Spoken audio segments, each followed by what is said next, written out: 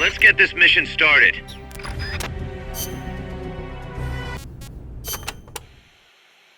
The days that followed were spent training tirelessly for our first spaceflight.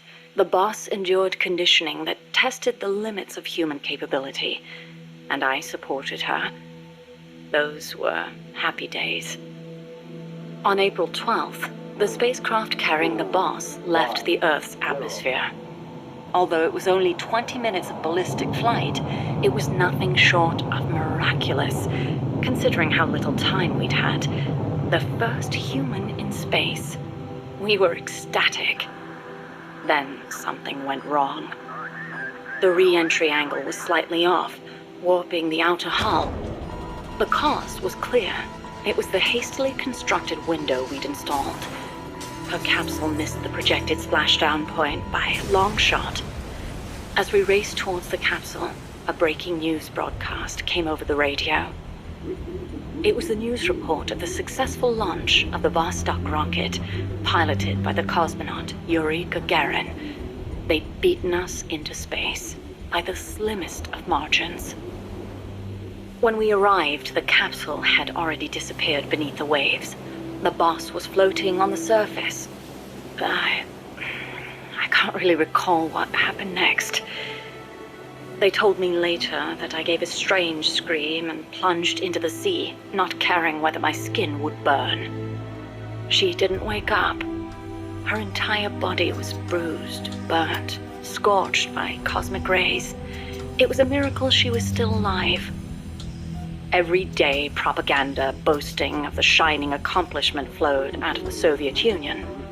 The hardest part was having to read the report the next morning from Izvestia, the Soviet governmental paper. Written there after the report were those legendary words of Major Gagarin: "The Earth is blue." The person who should have said those words, though, was incapacitated, confined to a bed. NASA opted to pretend the flight had never happened. The Soviets had orbited a man around the Earth and returned him safely. We'd barely managed to escape the atmosphere and achieve ballistic flight.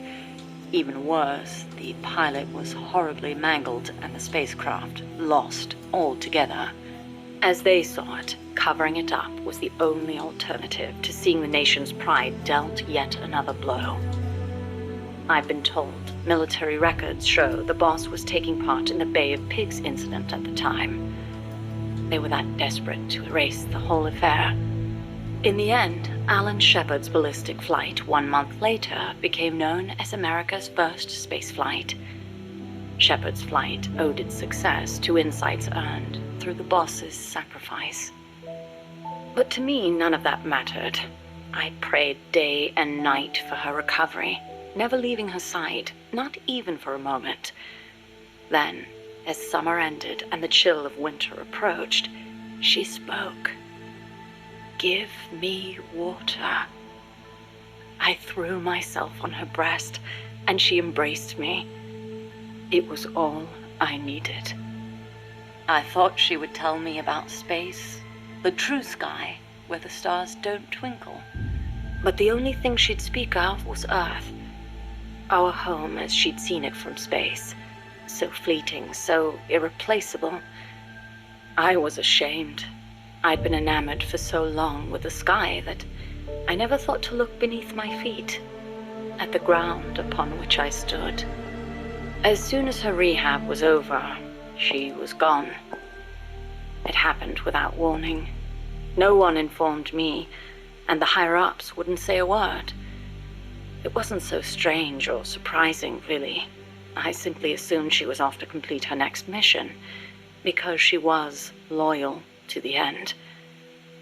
Since then, I've devoted myself to researching artificial intelligence, so that no one will ever have to make her sacrifice again. No human being should be asked to take on a mission that dangerous.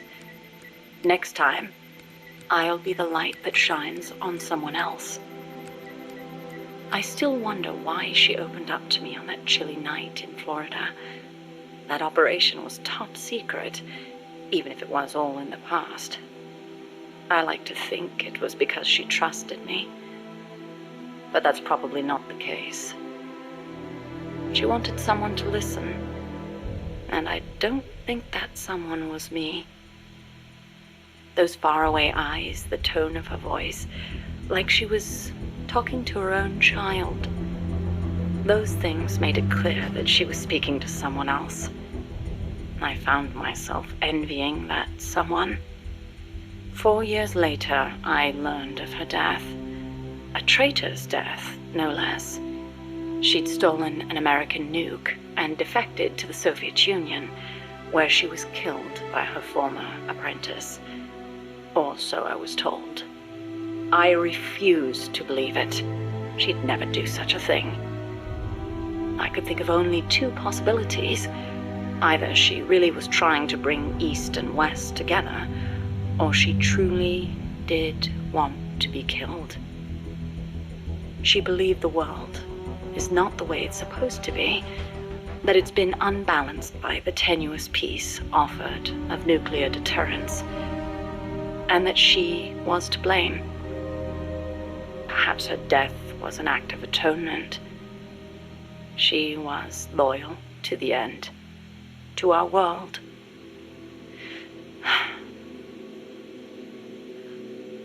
And I lost the light of my life. I now find myself victim to an incredibly irrational emotion of my own.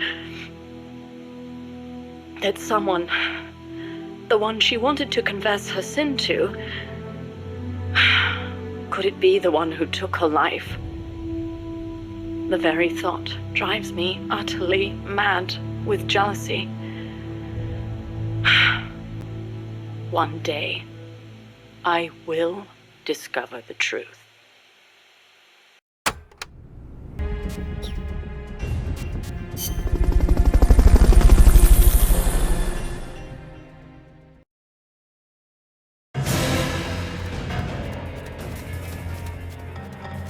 Those boxes contain important supplies. Make sure nothing happens to them.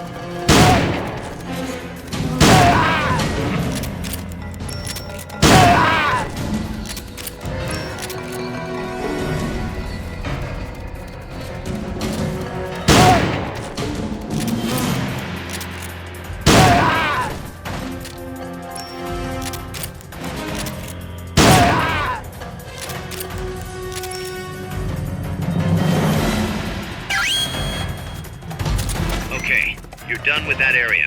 Head for the goal.